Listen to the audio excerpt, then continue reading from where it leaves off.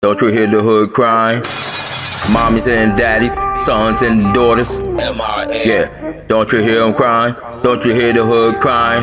Yeah, I feel the pain. Yeah, they're sending niggas up north. They're sending us up north. They're sending us way up. Sending niggas straight up north. I feel the pain. They're sending niggas up north. And another one, and another one, and another one, and another one. They're sending us up north. Way up north.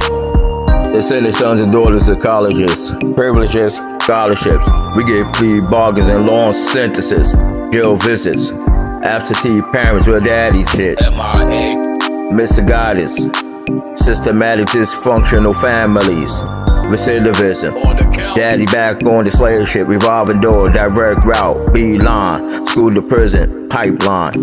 Sean Worsley, a veteran, sentenced to 5 years in prison in Alabama for using medicinal marijuana he'd been legally prescribed to treat a traumatic brain injury. Fairwayne Bryant, 63 years old, sentenced to life in prison for stealing a pair of hedge clippers because 18 years before he had been convicted of robbing a taxi driver. Khalif Browder, a 16-year-old held in prison for 3 years in New York for allegedly stealing a backpack. Charged, but never put on trial. Beaten by prison guards and placed in solitary confinement for 2 years, he attempted suicide twice in prison. Still traumatized, he committed suicide at his mother's home after being released. These are just 3 drops in a sea of similar stories all across the United States. Why are these stories so common? One of the ugly truths about our country is that we lock up a higher percentage of our people than any other nation on earth. In fact, we imprison more people than any other country, period.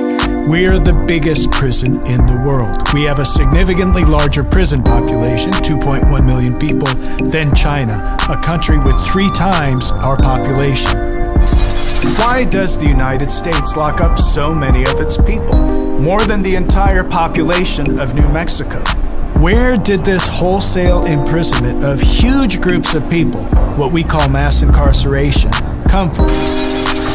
Let's go back a few decades. Starting in the 1960s, many companies looking to cut costs moved production out of big cities like Detroit, Milwaukee, Cleveland, or simply automated away big chunks of their workforce. Their employees were left jobless, and manufacturing was ripped out of great cities that used to be synonymous with industry. After 1970, unemployment for non-college educated men soared, especially black people who were just then entering the middle class. On the count.